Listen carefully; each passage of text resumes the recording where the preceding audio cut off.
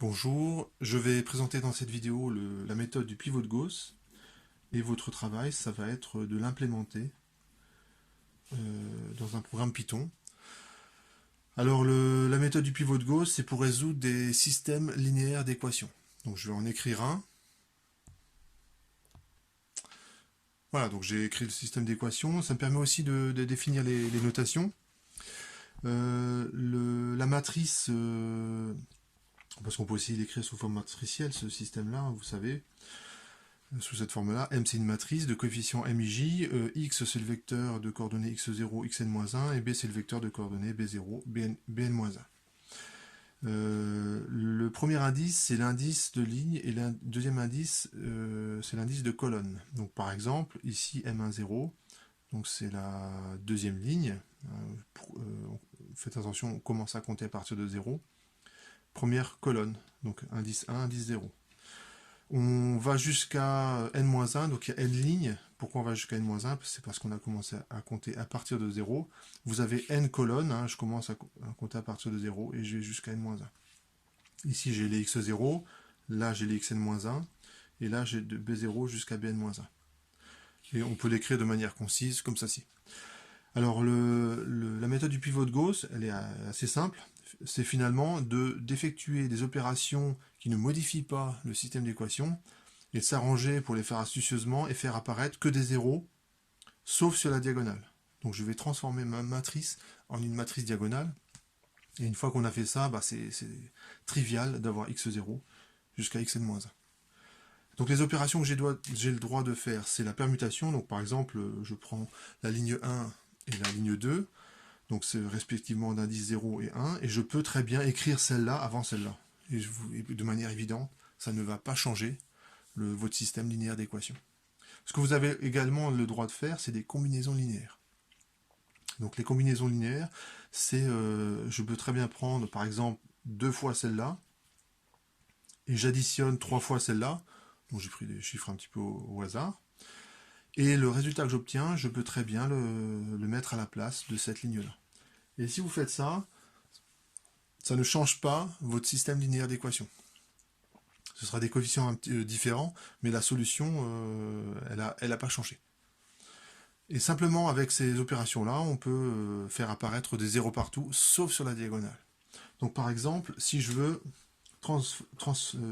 faire apparaître un 0 à la place de ce coefficient, ce que je vais faire, c'est la manip suivante.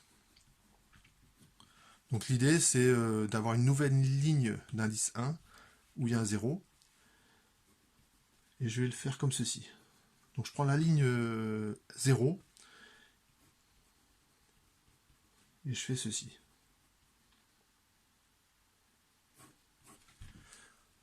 Et bien, si je prends la ligne 0 et que je divise par m00, en fait, ça fait apparaître un coefficient 1 ici.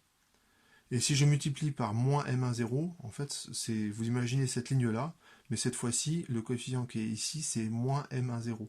Et lorsque j'additionne les deux et que je remplace cette ligne-là, et ben, il y a un 0 qui apparaît à cette position-là. Et vous imaginez, je fais exactement la même chose pour les lignes du dessous.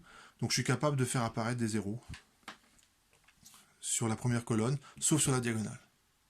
Et ben, je fais la même chose pour la deuxième colonne. Donc par exemple, ça c'est pour annuler le coefficient que j'ai encadré en vert. Et bien maintenant je vais m'intéresser à ce coefficient-là, M01. Donc cette fois-ci, ce que je vais faire, c'est je prends la ligne 0, je prends la ligne 1, et ce que je vais faire, c'est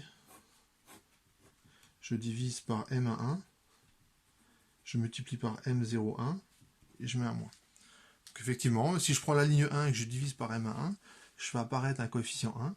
Si je multiplie par moins M01, vous imaginez cette ligne-là, mais cette fois-ci, il y a un coefficient moins M01 qui apparaît. Je fais la somme des deux, et le résultat, je le mets à la place de la ligne 0. Et ça va bien me donner un coefficient 0 ici.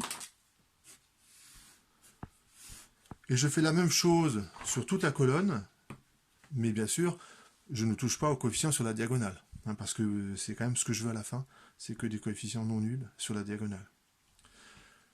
Et ainsi de suite. Pour que la méthode du pivot de Gauss marche bien, il faut que ce qu'on appelle le pivot, c'est ce coefficient qui est sur la diagonale, soit le plus grand possible. En valeur absolue, hein. S'il est négatif, c'est pas grave, mais il faut qu'il soit le plus grand possible. Sinon, vous allez accumuler des erreurs numériques tout au long de la résolution et vous risquez de ne pas du tout tomber sur la bonne solution. Donc, quand vous faites ceci, il faut rechercher dans la colonne le plus grand élément. Mais il faut le faire que sous la diagonale. Pourquoi? Parce que, imaginons, là, je prends la colonne qui est ici, c'est la deuxième colonne.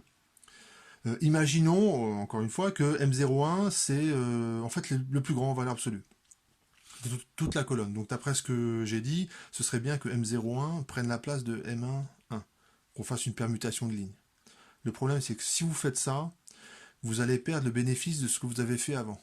C'est-à-dire qu'il faut imaginer, là, quand je fais la méthode, j'ai des zéros. Ici, j'ai un coefficient non nul et j'ai des zéros sur la première colonne. Et si je fais cette permutation-là, je vais faire apparaître un coefficient non nul là où il y avait justement un coefficient nul, et je vais mettre un coefficient nul sur la diagonale. Donc une fois que vous avez touché à la première, une fois que vous avez fait la première ligne, il ne faut pas revenir en arrière. Vous n'avez pas le droit de faire des permutations de lignes avec les lignes du dessus. Donc quand vous cherchez le plus grand élément sur une colonne, vous êtes obligé de le faire sous la diagonale, diagonale incluse.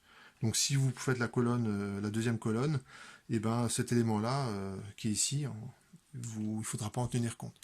Et si vous êtes un peu plus loin dans la résolution, et ben vous ne regarderez que les éléments qui sont sous la diagonale, diagonale incluse.